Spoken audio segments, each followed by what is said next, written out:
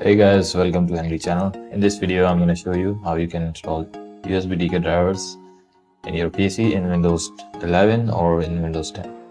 So here we go.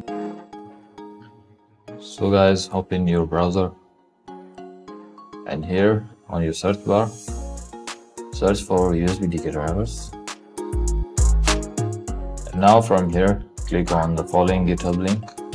I will also paste the link in description so you can directly click from there. And now from here you have to download USBDK setup according to your system. I have 64-bit operating system, so I will download this 64-bit file. Once downloaded, just double click on it and that's it. It will be installed automatically. And now guys, let me just show you that I have installed USBDK drivers.